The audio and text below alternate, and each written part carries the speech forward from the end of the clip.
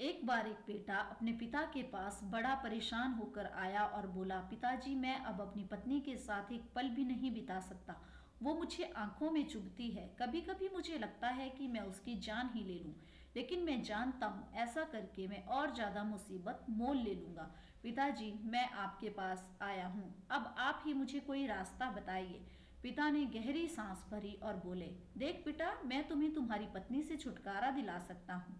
मेरे पास एक धीमा जहर है जो व्यक्ति को धीरे धीरे खत्म करता है। मैं तुम्हें वो देने के लिए तैयार हूँ। बस तुम्हें मेरी एक शर्त माननी होगी। दरअसल ये शर्त भी तुम्हारे भले के लिए ही है।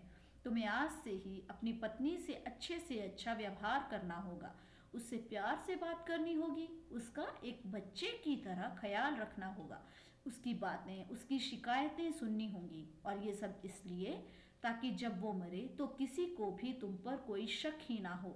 फिर पिता ने कहा कि अगर ये सारी बातें तुम्हें ठीक लगें तो उस डब्बी में वो सफ़ेद पाउडर है, उसे रोज़ थोड़ा थोड़ा करके अपनी पत्नी के खाने में डालते रहो।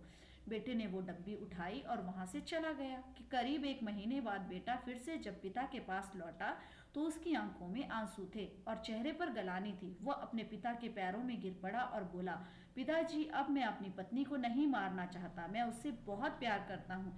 अगर आप उस जहर का असर खत्म कर दें तो कुछ ऐसा कीजिए। पिता ने अपने बेटे को उठाया और बोला, डरो मत, उस डब्बी में सिर्फ चावल का ही आटा था। असली जहर तो तुम्हारे मन में था और मैंने जो तुम्हें शर्त बताई थी वो उस जहर का ही तोड़ था। आप जब अपने मन में द्वेष, ईर्ष्या, गुस्सा, शक जैसे जहर को पनाह देते हो तो वह आपके अपनों को खत्म कर देता है। उनसे निपटने का यही तरीका है कि अपनों की बातें सुनें, अपनों का ख्याल रखें, दया भाव रखें, माफ करना सीखें और ज्यादा अपेक्षा ना रखें। तो दोस्तों, आज की हमारी ये कहानी आपको कैसी लगी कमेंट बॉक्स में जरूर बताइए। और अगर आपने हमारे चैनल को सब्सक्राइब नहीं किया है तो प्लीज लाइक करें, शेयर करें और सब्सक्राइब करें। धन्यवाद।